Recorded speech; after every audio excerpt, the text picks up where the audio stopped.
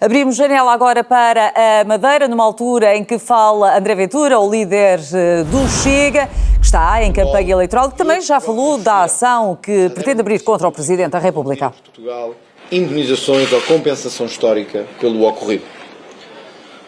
O governo português, e isso está claro na denúncia que hoje apresentamos no Parlamento, fez sair um comunicado e tornar público que não pensava abrir nenhum processo de compensação relacionada com estes factos históricos. Mas as palavras do Presidente da República Portuguesa não deixaram caminho por desbravar. Impuseram um caminho que tem que ser percorrido. E esse caminho é o da compensação, que entendemos ser profundamente injusta e profundamente desnecessária. O Presidente da República coagiu então o governo português a uma decisão que não queria e ao qual a maioria do povo português é alheia e profundamente contra. Em caso algum, um povo pode aceitar auto-infligir-se uma dose de responsabilidade destas com uma dose de consequências que isto acarreta. Portugal não tem a história dos Estados Unidos da América. Não nasceu há um século nem dois. Portugal não está no centro da Europa, isolado e sem mar, como outros. Portugal não tem uma história de um século ou de dois. Não foi unificado no século XIX como os italianos. Portugal tem uma história de 9 séculos. Nesses 9 séculos, os portugueses foram quem primeiro desbravou o terreno, juntamente com os espanhóis e no leste com os chineses, em relação à reconquista e em relação ao desenho do mundo marítimo tal qual o conhecemos hoje. O nosso processo foi de presença pelo mundo inteiro. Qualquer Presidente da República que arrisque dizer que Portugal deve compensar os países onde esteve é um suicídio financeiro e uma imposição arbitrária aos portugueses que não faz nenhum sentido. O Governo da República sentiu-se por isso coagido, mas deve resistir, porque qualquer governo que dê início a este processo entrará num mar imenso de problemas, de reparações e de custos. O Presidente cometeu por isso um ilícito previsto na sua lei de responsabilidade, coação sobre órgão constitucional. Mas também de usurpação, porque o Presidente da República não tem competências em matéria de política externa, nem em matéria de reparações, nem de uso do erário público. O Presidente da República não tem competências para atribuir financiamento ou para o retirar, não tem competências para orientar a política externa portuguesa ou para a definir, e isso está claro na Constituição e na lei. Ao fazê-lo, o Presidente da República usurpou as competências do Governo, mas pior, usurpou as competências que Portugal tem enquanto povo, para o trair profundamente na sua memória histórica. Hoje, o partido decide avançar com uma inédita queixa contra o Presidente da República. Mas isto vai muito além de uma queixa e de um formalismo. O Chega decidiu dar voz, ser a voz, expressar a voz dos milhares, se não milhões, que se sentem profundamente injustiçados, que se sentem profundamente feridos com as suas declarações. Como já tive a oportunidade de dar a conhecer ao país, eu, enquanto líder de um partido, nunca tinha, em toda a minha vida política, recebido tantas cartas, tantos pedidos, tantos e-mails, tantos contactos, como ocorreu nas últimas semanas. Quem eram estes homens e mulheres que nos contactaram? São antigos combatentes deste país, que sentem que nunca este país fez nada por eles e quer agora fazer por aqueles que não são de cá, nem cá estão. Quem são estes homens e mulheres?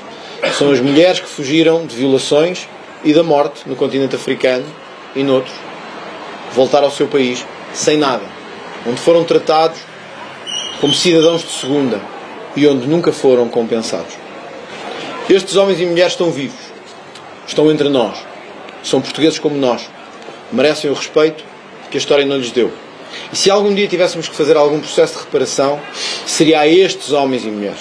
Se algum dia este país, e se algum dia o Chega a governar, e algum processo de reparação for feita, o único processo de reparação que será feito será aos milhares, às centenas de milhares de homens e mulheres que tiveram que fugir sem nada, que foram abandonados sem nada, à mercê dos seus inimigos, e aos antigos combatentes que perderam os melhores anos da sua vida, aos nossos pais, aos nossos avós, para lutar por esta guerra.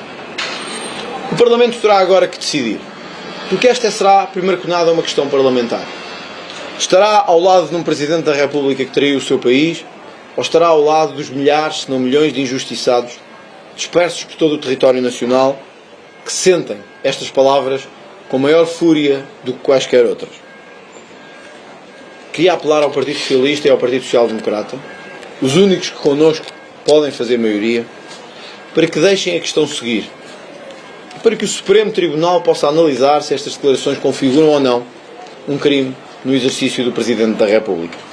Temos sido sempre pela transparência, com levantamentos de imunidade a deputados, que depois são absolvidos, com levantamentos de imunidade e com pedidos de esclarecimento a ministros e a membros do Governo. Porquê é que o Presidente da República terá que ser diferente? Em Portugal, vale-nos isto. Ninguém está acima da lei. Ninguém. Seja Presidente da República, líder de um partido, deputado, ministro ou outro. O Presidente da República não é um mero cidadão. As suas declarações não são um mero exercício de liberdade de expressão, conforme a nossa denúncia, que hoje dará entrada no Parlamento, deixou claro. O Presidente não é um comentador. É alguém cujas palavras importam e têm consequências para a República. E já estão a ter.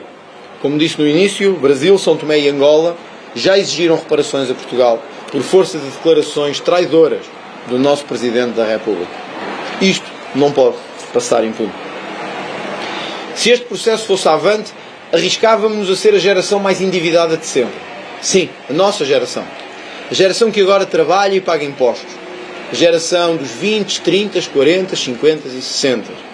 Estes, que nada têm que ver com o que aconteceu há 5 séculos atrás, ou há 4, ou há 3, ou há 2. Ficariam agora endividados para sempre, por um processo que não conheceram, por familiares que amam e por uma história que nunca presenciaram. Um país que faz isto a si próprio é um país sem autoestima e sem grande amor próprio. Nós não aceitaremos endividar os portugueses mais do que eles já estão, porque já nos bastaram as tragédias de José Sócrates, de António Guterres e de outros, para agora lançarmos um novo anátema sobre os portugueses, com um novo endividamento devido a processos históricos de responsabilização. Porque nós, este país de 9 séculos, já tem ajudado mais do que pode todos os outros. Aos senhores presidentes e primeiros ministros que se têm dirigido a Portugal, vindos dos países da lusofonia, gostava de lembrar o seguinte: muitos dos vossos cidadãos são hoje tratados nos hospitais portugueses. Muitos dos vossos cidadãos são hoje cuidados por hospitais, por lares e pela segurança social portuguesa. Sim, muitos. Muitos não conseguem em Angola, em Moçambique, em São Tomé, em Timor e outros vêm hoje para Portugal beneficiar do seu sistema de saúde. Outros emigraram para Portugal há 20, 10 ou há 5 anos e aqui têm sido acolhidos com salários melhores e para trabalhar. Durante o tempo da Covid-19, Portugal ajudou como nenhum outro país do mundo dos países da lusofonia. Esta é a nossa responsabilidade. Esta é a nossa moralidade. Este é o nosso humanismo. Não nos peçam exercícios de autoflagelação ou de autorresponsabilidade, porque nós não o aceitaremos, nem nunca permitiremos que outros nos responsabilizem.